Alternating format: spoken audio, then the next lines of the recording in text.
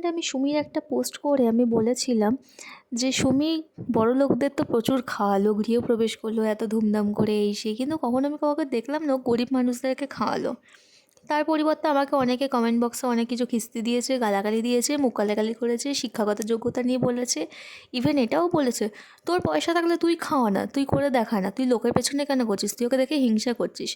বিশ্বাস করো, আমি হিংসা তো করছিই না, প্লাস আমার বিন্দুমাত্র ইচ্ছা নেই ওকে হিংসা করার জন্য। তার কারণ ওর কী এমন আছে যেটা দেখে আমি হিংসা করব? হ্যাঁ, হতে পারে সে বাড়ি গাড়ি সব কিছু করেছে, কিন্তু গরিবদেরকে খাওয়ানোর জন্য না একটা মন দরকার, সেটা হয়তো ওর নেই। আর ভগবান যদি আমাকে সেই অবস্থাটা দিত, প্লাস আমার আর্থিক অবস্থাটা একটু যদি উন্নতি হতো, আমি অবশ্যই চেষ্টা করতাম তাদের জন্য প্রাণ লাগানোর জন্য। ঠিক তেমনি এই ভিডিওটাও সেরকমই। হ্যাঁ, এইবারে আমি খাবার দিইনি, যেহেতু সামনেই শীতকাল আসছে, বাড়িতে প্রচুর পুরনো জামা কাপড় ছিল। আমি নিজে সবার থেকে কালেক্ট করে, আমার পিসিরা, আমার শাশুড়ি, সবার থেকে, ছোট্ট ঠাকুমার থেকে, মানে এরকম সবার থেকে কালেক্ট করে আমি ওখানে গিয়ে দিয়ে এসেছি।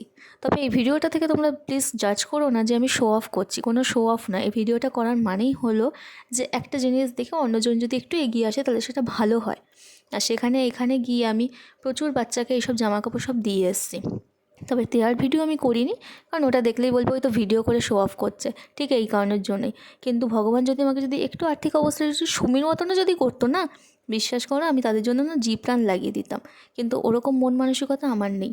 ভগবান যাদের প্রচুর দেয় দেখবে তাদের মনটা খুব ছোট হয়, আর যাদের দেখবে কিছুই নেই তাদের দেখবে মনটা একটু হলেও না নরম হয়।